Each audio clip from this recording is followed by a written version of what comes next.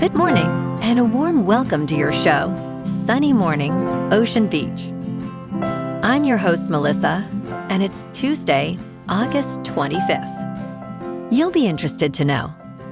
37 years ago, today, in 1989, Voyager 2 flew past Neptune and sent back the first close images and discoveries about its rings, moons, and atmosphere, revealing a dynamic and distant world. This milestone expanded human knowledge of the outer solar system and demonstrated the power of long-duration robotic exploration, inspiring future missions and public wonder. So now you know. And now, it's time for the Surf Report. Tuesday at Ocean Beach. This morning, it's looking choppy with waves around 2 to 3 feet. Conditions stay consistent through the morning, with the wind increasing slightly to 12 miles per hour by 9 a.m. and reaching 14 miles per hour by noon. Expect the swell to build slightly in the afternoon, with sets reaching 3+ feet. Best time to ride is at 7 a.m., with the 2-foot incoming mid-tide when the south-southwest swell is 2 feet at 13 seconds, and the onshore wind is 11 miles per hour. The first high tide on Tuesday will be 5 feet at 11:45 a.m., followed by a 3-foot low tide at 4:30. The nearshore buoy in San Francisco Bar reads 60 degrees for the water temperature. Conditions start fair with waves around 2 to 3 feet and light winds on Wednesday. Thursday sees similar heights, but cleaner conditions in the morning before choppy conditions develop later. Friday brings a slight increase to 3 to 4 feet, though choppy conditions persist throughout the day, making it less favorable for surfers. This morning, it's haze and it feels like 60 degrees, with 12 mile per hour wind. The sunset will take place at 7:49, and it will rise again tomorrow at 6:35. It looks like we're in for some haze early today, clearing by mid-morning, followed by partly sunny skies, with a high near 63 and a moderate west wind around 13 miles per hour. If you're inland, it will hit a high of 66. Tonight, expect mostly cloudy skies with a low around 58 and a light west breeze around 10 miles per hour. Looking ahead in the weather. This morning, it's haze, and it feels like 60 degrees, with 12 mile per hour wind. The sunset will take place at 7:49, and it will rise again tomorrow at 6:35. It looks like we're in for some mostly cloudy skies today, with a high around 60 and a mild breeze. Tonight, expect continued mostly cloudy conditions, with a low of 56 and light winds picking up a bit. Bonjour, food enthusiasts. This podcast is brought to you by Versailles Cafe and Pastries in Encinitas. Nestled on El Camino Real South, just north of Encinitas Boulevard, this cafe is a haven for culinary delights. Indulge in their amazing Eggs Benedict or their gluten-free crepes. You can grab a panini for lunch or just breeze on through to get your morning coffee. They are open every day from 8 to 5. So stop on by and don't forget to tell them Sunny Morning sent you.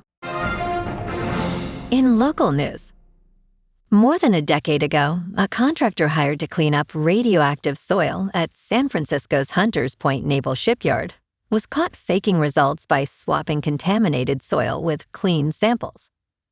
This week, that chapter closed, with Tetra Tech EC Inc. paying a total of $97 million to the federal government. The settlement includes a $57 million payout announced on Monday, plus another $40 million linked to cleanup costs. Federal prosecutor Craig Masakian stated that this settlement sends a clear message that the government will hold contractors accountable for knowingly defrauding taxpayers. While the settlement is applauded, community advocates emphasize that concerns about the safety of Hunters Point remain unresolved.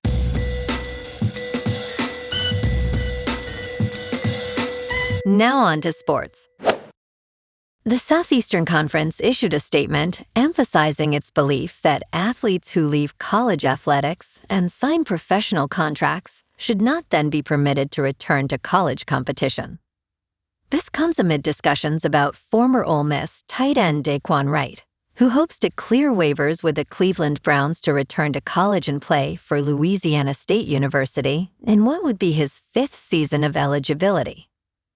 Wright's situation is unprecedented, possibly setting a trend due to ongoing legal battles between the NCAA and athletes seeking a 5th year of eligibility. The SEC statement highlighted concerns about blurring the line between college and professional sports. In local sports, San Francisco took care of business at Oracle Park, blanking Cincinnati 5-0 behind 2 2/3 shutout innings from Carson Whisenhunt and a 2-for-4, 3 RBI night from Rafael. It snapped a stretch where the Giants had dropped 4 of 5, including a sweep in Boston, and puts them up 1-0 in this series.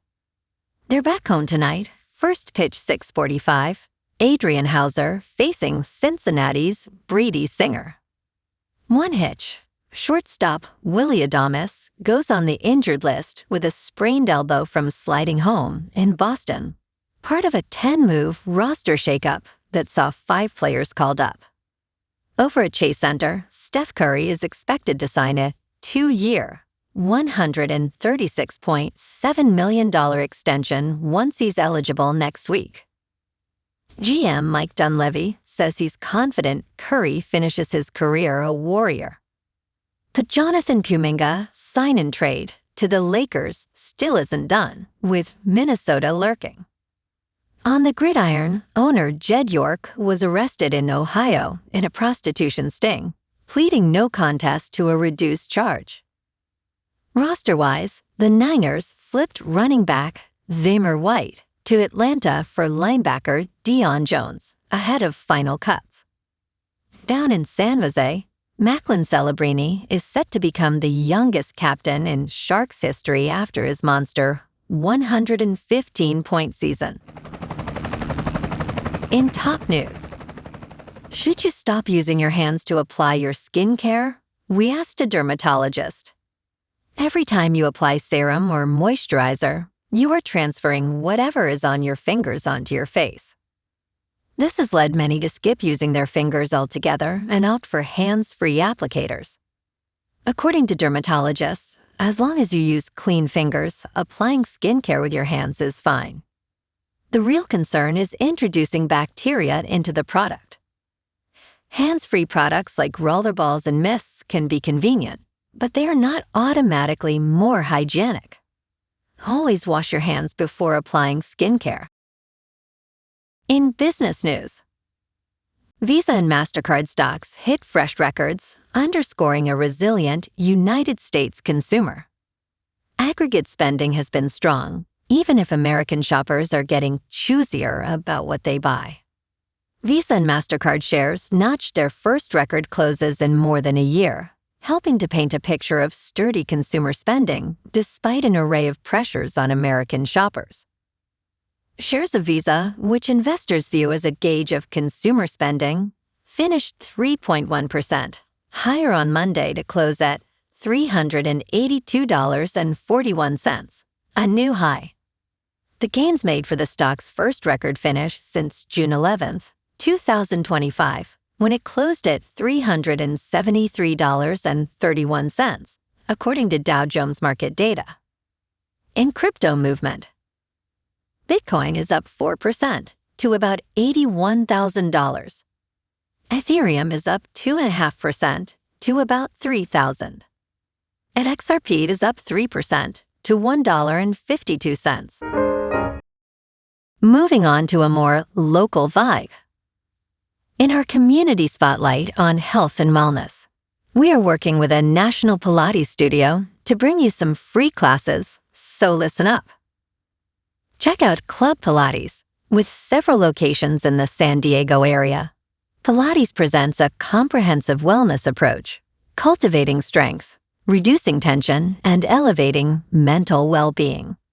Scientific research affirms its benefits. So now you can check out Club Pilates for a free class, with locations in Encinitas, Solana Beach, Oceanside, La Jolla, and more. Just be sure to tell them Sunny Morning sent you by. And now, back to the show. Let's talk tech. Urut is reportedly eyeing a September initial public offering that could value it at more than $16 billion. The smart ring maker, with offices in San Francisco, California, and Finland, plans to raise up to $3 billion.